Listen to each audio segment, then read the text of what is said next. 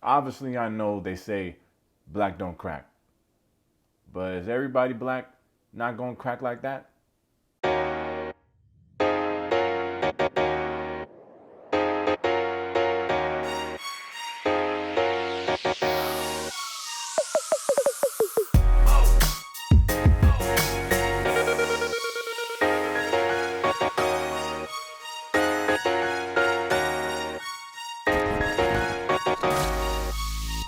All right, welcome to Taste Take. If you're new here, I'm doing a mini recap and review of the new Best Man, the final chapters.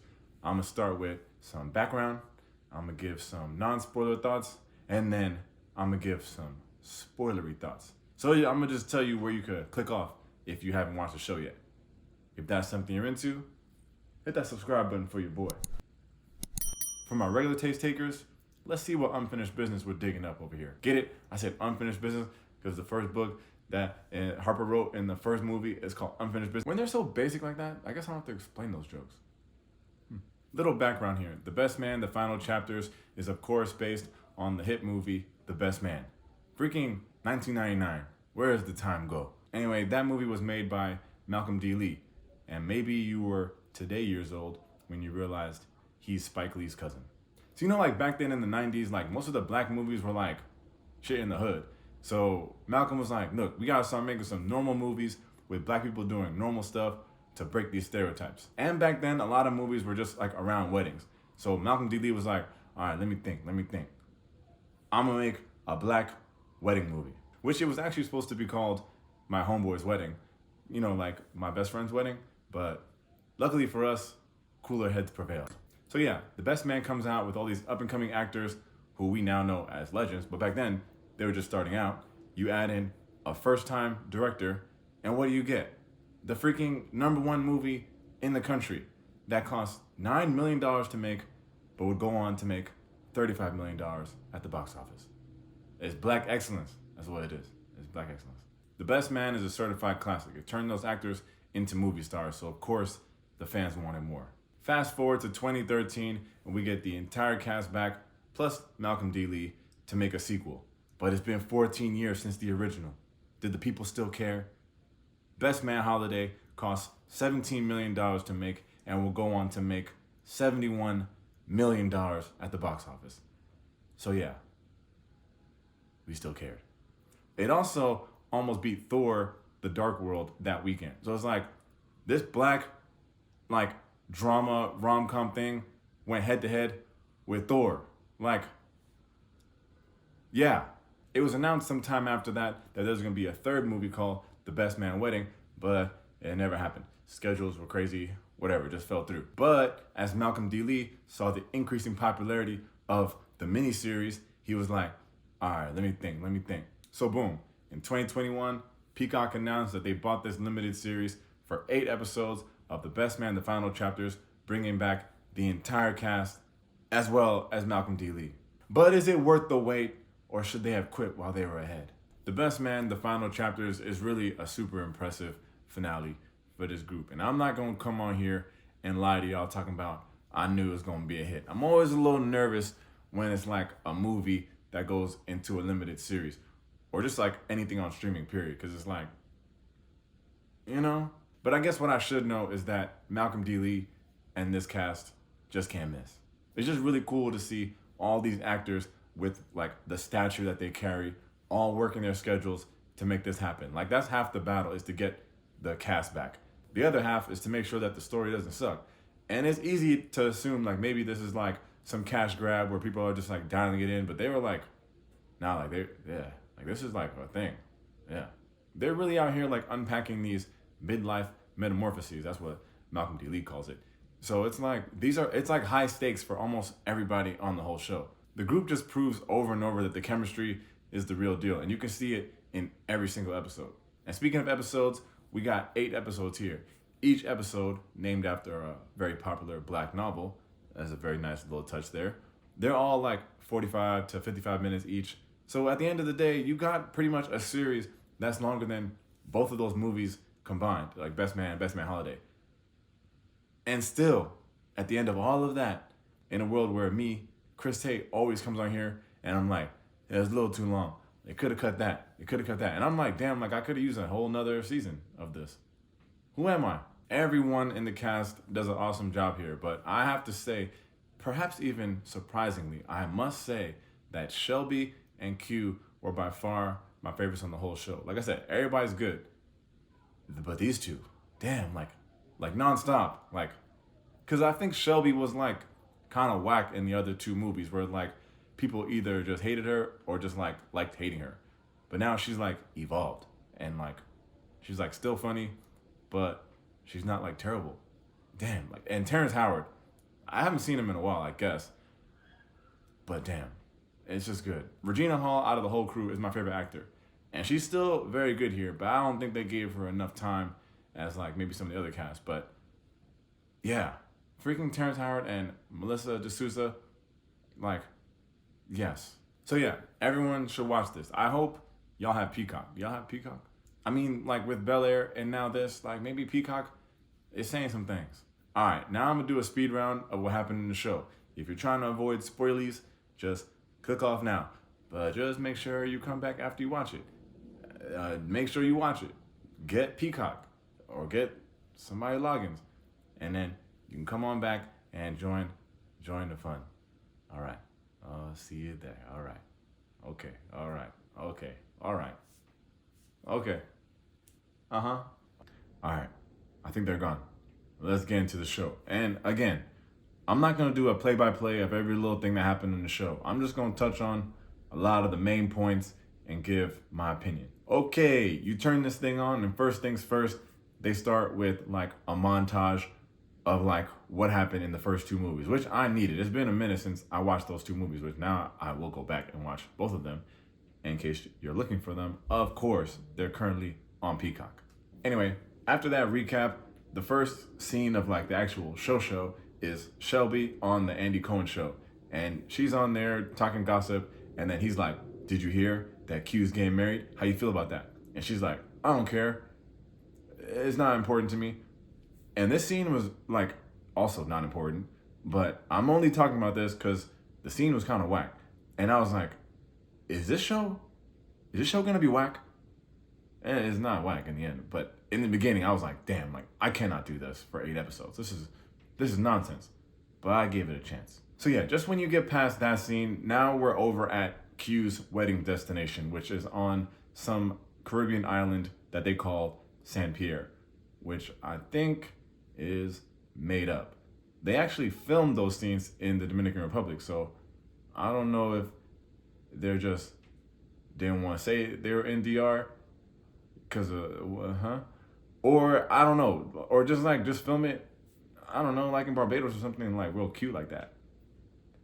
It's not important, but I'm just telling you with the facts. So the gang gets all there and everyone's excited to see Q and meet his fiance, Xiomara, who's played by another freaking icon, Nicole Ari Parker. And also, how is it that I'm meeting your fiance at your wedding? These are like best friends. They didn't even explain that or question it.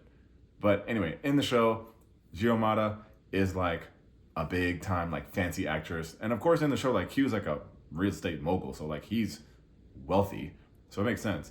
But yeah, no one of the crew has seen or met this person. And Harper is the best man. So Xiomara, like I said, she's like a fancy actress. And she's also one of these like real like holistic type, namaste type, like real like spiritual energy, aura type, whatever. And like that stuff is rubbing off on Q. So when they see Q, they're like, yo, like what's gotten into you, bro? Like what she did to you? And Harper's the only one to like speak out and be like, I don't know if you're doing the right thing. Because everyone else is like, hey, it's great to see Q growing and evolving. That's what everybody does. And Harper's like, I don't know. I'm not getting a good feeling about this. So that's like the first like bit of conflict. Like we're only like 10 minutes into the episode and shit's already going down. Then, of course, we get Shelby flying into San Pierre, crashing this wedding, completely uninvited. So Q's like, what the hell is she doing here? And then like a couple hours later, he was smashing her on her first night there. It's episode 1. It's already getting steamy. They really started off by showing Xiomara as like some like loopy, like space cadet type of woman. But then I shortly found out that she's actually kind of real, because the next day she confronts Shelby for sleeping with her man, which, how does she even know that she even did that? And that's when I knew Shiomata wasn't no punk. She said something about Shelby's daughter, and Shelby was like, hey, keep my daughter's name out of your mouth. And she was like, keep my man out of yours. What? She also asked Shelby, how does my pussy taste? Which was also crazy. I'm telling you, the show is episode 1. And then right then is when I thought, okay, this whole show is going to be on this island where Q is trying to figure out if he wants Shelby or Shiomata. Like, freaking Lance is going to be falling in love with the girl Jasmine who works at the resort. Then you got freaking Jordan getting followed around by that random guy who did the Sage. Like, they're going to be a couple. Then it's going to be the complex of, like, Harper trying to make this unfinished business movie and trying to get everybody's buy-in. Like, you know what I mean? Like, take the whole show and just be like, here are the different stories. Even Robyn, like, oh, like, is she going to want to move to Saint Pierre and make lunch with that girl that she met, who I thought for a second, I just thought for one, you guys didn't think for a second that maybe they were going to, okay. Anyway, the point is, there were just so many storylines going on in this one island. I'm like, ugh, we're going to be here forever. But they were like, nope. Because after Shelby leaves the island, trying to leave Q alone once and for all, go back to New York, he runs her down into the airport, gives one of those at the gate, I love you speeches, which is like, when are we going to stop doing those in movies? Have y'all ever seen that in real life at your airport gate? Please. Anyway, so yeah, he brings Shelby back to the island and like just marries her instead of Giamatti. Like 15 minutes ago, you were engaged to this other girl and now you're marrying like this, like what? So like all these huge moments are just glossed over at light speed. Shelby is now married. None of her family is at this wedding. Freaking Shelby tells Q, oh, by the way, my daughter is actually your daughter too. And he's like, all right, cool. Then no one's talking about freaking Giamatti, who just got literally left at the altar. They do give her waiting to exhale, Lisa Left Eye Lopez moment where they show her burning down the cabana. But like, honestly, you never see her ever again for the rest of the show. Like, that's a big deal. But there's a part of me that's like kind of glad they didn't dwell on all that island stuff. Like the same guy who was into Jordan, we never see him again. What was the point of even having him in the thing? What I'm trying to say is, there's a part of me that's like kind of glad that we didn't just stay on this island for the whole show and we're able to get back to New York and see what other issues we could tackle. All right, so around episode 3, the show reminds us that Q's wedding was in 2015. So they create this like cool little calendar montage that touches on what the crew's been up to from then until like present day. And even like social stuff too. Like it talks about like President Obama leaving office and the other guy taking over office. And then freaking COVID, like all that stuff mixed into like how it affected their day-to-day stuff, which was like, it's good. So where's everyone at? Starting with Lance. Lance has no idea what he wants to do with his life. He's still grieving Mia. So he has the bright idea to unretire from football like freaking Tom Brady, only 3 years older than Tom at the ripe age of 48. It doesn't last long because he's 48 and he ends up becoming like a coach on the team, which like, why wasn't that your first idea? What are you doing? Anyway, we also find out that Lance's son LJ is non-binary and uses they/them pronouns, which is something I did not see coming, and neither did Lance, because he's going to be the last one to find out. Per usual. Then we got Harper and Robyn. So Harper's in this whole like midlife crisis where he's like, I'm writing all these books and they're very successful, but I want to make something deeper. I want to be known as like a scholar and an intellect. But his agent's like, bro, can you just make these same books and just watch the money pour in? Like, stop. Enough. Make the movie too, because they want to give you a lot of money. But Harper's like, oh, I'm taking it seriously. You know how that goes. Robyn is like still doing the cooking thing, and she's like more of like an activist. And I don't know if she was always that same way, but she's definitely that way now. And she ends up getting arrested actually in a protest with her daughter. So Harper's like, what the hell? Stop getting arrested and bringing our daughter to these protests. It's dangerous. Harper also has an opportunity to buy a new house for the family in the Upper West Side. But Robyn does not want to leave Harlem, which I can respect. We also find out that Robyn has a little mini crush on the produce guy, which, come on, man, the produce guy. Anyway, he shows her some piece of real estate that's available so that she can open up her restaurant or bar or whatever she wants to do. And she's like, wow, this is a great idea. Fun fact for all my Harlem people. When you look at that scene, I think they filmed that in Barrowine. So that's a nice little, they really were filming this in the hood. Like, I respect that. That's dope. Anyway, we'll get back to them in a second. Then we got Murch and Candace. Candace is on this whole like holistic journey. She's back in school getting her PhD. It was kind of all inspired by Q's wedding, where like they did that ayahuasca ceremony. So she's in her own world, like back in school, doing her thing.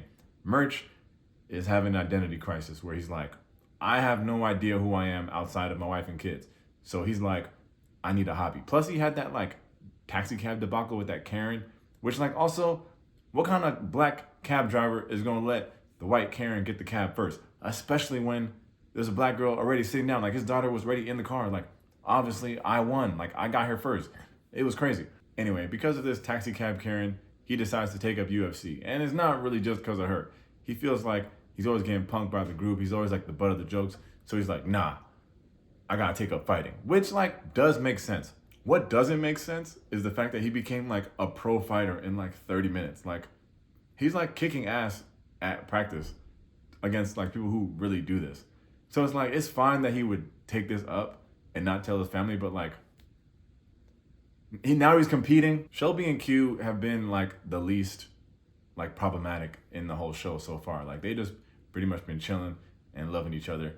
And Q is like spoiling the daughter, and that's like the biggest drama. Shelby wants to throw a New Year's Eve party for the crew. I just don't know how only the crew is at this New Year's Eve party. Like you were a housewife, like on TV, but like no one else was invited to spend New Year's with your whole crew. Of course, it makes sense for the viewer because we're just supposed to see the drama with the friends, but like, and I guess it's cheaper for the show because like they don't want to pay actors and extras. But it's like, come on, get some people in the party. Anyway, the significance of this New Year's Eve party is because this is where Lance finally finds out about LJ, because Shelby, for some reason, decides to cast this TikTok onto the screen in front of everybody. Talk about dropping the ball. Get it? I said dropping the ball, and it was like New Year's. Anyway, so obviously Lance is raging, but we'll get back to that. Now we're gonna go back to Harper and Robyn, because Robyn is at the New Year's Eve party. Harper is nowhere to be found. I don't know where he's at, but he's always like traveling for work. He's not present. They're just fighting all the time. And she told him, well, she asked him to look into that building where she could open up her restaurant. He's like, I got you. I'm gonna call him tomorrow. He never called him. And then the freaking produce hunk told Robyn that the shit's off the market and it's over. She missed out. So now she's like, oh nah, he violated. And now, even though Harper did mess that up, I am leaning to more Team Harper. Like, she's complaining about that Upper West Side house. You guys couldn't move there until you gave the okay. You said you would move there. And there's some other stuff later in the episode, later in the season, I should say. And I'm just leaning Team Harper, but it's another positive of the show. It's like, it's not Team Harper versus Team Robyn. It's like they both have good arguments. So it's like, it's not like a easy discussion, which makes for like good TV. So it's like, yeah. It's like Team Lawrence and Team Issa. It's like, that was good because it was like polarizing, and it's like each person had an argument. That makes good TV. Okay. But we'll get back to them too. Now we're getting close to the time of Harper's movie premiere. Murch has put his foot down and said he's not going. He's tired of being bullied, and he's mad at how he looks in the trailer because it looks like he's, again, the butt of the jokes. Which is like, come on, man. But the crazier part of this moment is that Candace can't make the premiere either because she's working on her paper with Dr. Temple. And he stuck his like head out to like help her out when her other advisor was being like not nice to her. So they've been working together like, you know, like long days, long nights trying to get this paper right. Until my man, Dr. Temple, decides to freaking grab a titty. What are you doing? And like 35 seconds after talking to his wife on the phone, like straight sexually harasses her in his office. It's nuts. You freaking hate to see it. And this is one of those storylines that really doesn't get explored much. Like after that happens, it's not that like it doesn't come back up, but like it's kind of like, hey, remember that time when like Candace got freaking groped at work? Like Murch does eventually find out, and he rages a little bit, and then they touch on it a little bit at the very, very, very end. But it was kind of like that's a big moment, and like we don't even get to see Murch use his fighting skills on Dr. Temple. That would have been crazy. They probably thought about that, but again, it just feels like this crazy thing happened to her at work from someone that she trusted, and like almost nothing else. The rest of the crew does make it to the premiere though, and they're all watching the movie. Couple awkward moments for obvious reasons, but they make it through, and everyone's celebrating Harper's achievement. So much so that shortly after returning home from said festivities, Q suffers a minor heart attack, which of course Shelby is now like super distraught, and you know he's okay, but the doctor's like, all right, you gotta have to make some life changes, cut back on the red meat, cut back on the drinking and partying and all this. And Shelby's like, oh yeah, we're cutting back. But Q's like more stubborn. He's like, nah, I gotta just live my life. Very common man answer to the doctor telling you what to do after you have a mild heart attack. I'll probably do anything the doctor told me after I had a mild heart attack, unless he said no Chipotle or Chick-fil-A. But I'll do most of the other stuff. But I'll have to keep eating red meat and drinking. But I'll just do a little bit less. As the season kind of comes to a close, we're left with a couple major themes to help wind us down. Number one, starting with Harper's premiere, or more so the aftermath. We already know that Robyn was like in between another event and going to the premiere, but she couldn't stay for the after party. So Harper ended up hanging with Jordan one-on-one, and we all know they got history. So just when it was getting nice and steamy, they were having googly eyes, and Harper goes in for that makeout, boom, they get the call that Q had the heart attack. Imagine having your cock block be due to your boy's heart attack. It's like, you want to be upset, but like, your boy's having a heart attack. But also like, right now. Number two is LJ going missing after Lance makes it clear that he doesn't support his lifestyle, which is like, okay, we get it. The dark side here is that we're all wondering like, are we going to get the best man Holly type of energy where we just get all emotional because like this kid, did something that is going to make everybody sad. Anyway, they pull up at a friend of LJ because they got a tip from, I think Kennedy, who was like, I think I know who might know. Which is also like, girl, why you didn't just say something earlier? Like everyone was freaking out. But anyway, that kid was very annoying. Like if I was Lance and I come to you for clues on where to find my child, like, and this is how you act, nah. I'll get back to him if I was Lance. Anyway, they do end up finding LJ at this church, which I guess approves of the LGBTQ community. And they sit down, them and Lance, and they have a discussion, and Lance is just like, look, like, you're my child, I love you, let's work through this. Boom, happily ever after, they got it. And number three is honestly the complete and utter meltdown of Harper and Robyn's marriage. She officially wants to separate from him, and she doesn't even know that he was smooching with Jordan. Like, this is just off the regular strength, like just like the energy, because he was so distant, he's never around and all this kind of stuff, which is fine. He's like, cool, no problem. Like, you want to separate? Got it, no problem. Got it, want to get a divorce. But they're in the little meetings. What are those meetings called when you're like, you with your lawyer and then your partners with their lawyer? Like, is it like a mediation or something like that? Anyway, so they're going through that. And then in that meeting, she's like, oh, and by the way, I'm moving to Ghana with our daughter. So then freaking Harper's like, what the hell? Even the lawyers are like, well, I didn't even know she was gonna fucking like say that shit. That's crazy. So boom, you fast forward out of this, and we're all getting ready for Lance's jersey retirement that they're gonna do for him at the New York Giants stadium, right? Cool. Freaking Robyn busts in like, yo, where's Harper? And Harper's like, what the hell is going on here? And she's like, you try to file for custody of my daughter without even telling me? And everybody's watching like, you did that? Which low-key, you did it first. Anyway, so Harper's like, yeah, I'm trying to protect my family. Like, you trying to move to Ghana, I'm gonna see my kid once or twice a year. Keep her here, then we could just co-parent like normal co-parenters. And then, nah, this fight was so steamy. Like, it was like a tornado because like everyone who got near to it got sucked into it and they were fighting each other. It was like so realistic. Like, you would think that the cast really hated each other because like it was like some acting. I watched it twice. I'm like, damn, this is so steamy. And then freaking Terrence, I told you, he's the best. Freaking Terrence Howard, like, the scene. Just when you think it's going to get to a point where it's like, damn, like, now they're really going crazy. He does exactly what he's supposed to do. Man, but that scene is crazy. So because of this big meltdown, now only Harper can go to this retirement ceremony. Everyone else is just fighting, and they're like, nah, we're not going. The mood is completely off. Like, everybody. So Harper's there, and Lance is there. And who else is there? Freaking Jasmine from Saint Pierre. Yeah, exactly. They want me to believe that Jasmine moved to New York and took this job with Hilton just like that. Now, this would have made sense, or could have made sense, if we never saw or heard from Jasmine since the 2015 Q wedding. That would have made sense. Like, oh, it's been a long time. I never thought about you. Blah, blah, blah. Oh my God, how you been? This is such a crazy thing, which happens on TV shows and movies. But we know that Lance was video chatting with her like that same time. Like for New Year's, he called her or whatever, and they sent videos. And he knows that her husband is nowhere to be found. So it's like, how do you want me to believe that she just moved countries and didn't tell the one person that she knows there? How, Chris, how you know she only knows one person in the United States? Blah, blah, blah.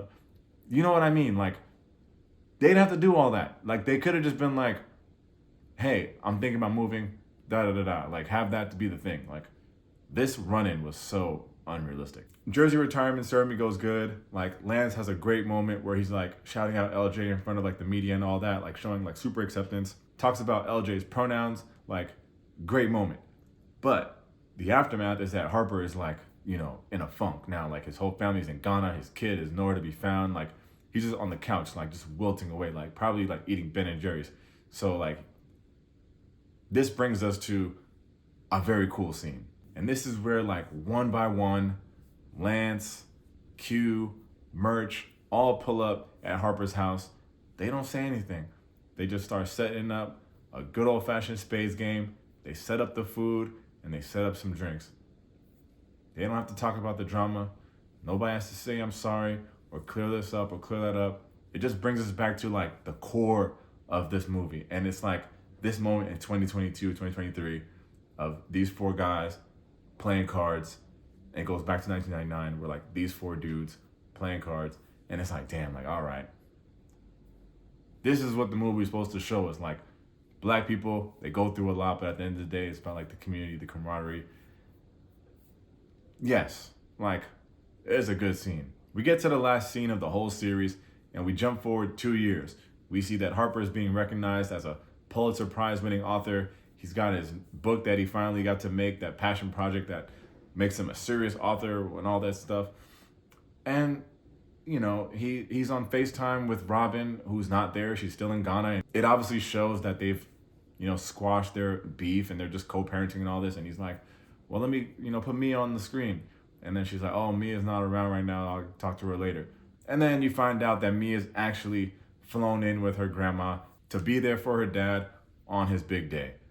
So it's like a nice little ending. And that's pretty much the whole show. And then the freaking, like the bloopers, even them are just fire. Like, I would just watch those bloopers over and over again. Like, this is man, like, I wish I was, like, in this crew. Like, I just want to be friends with these people because it's just powerful stuff. But yeah, man, they really just did their thing with this. Like, the same reason why this movie was so successful in 1999 is the same reason why it should be successful today. Like, black people just want to see black people doing normal, non-stereotypical things. And, like, that's exactly what this show does.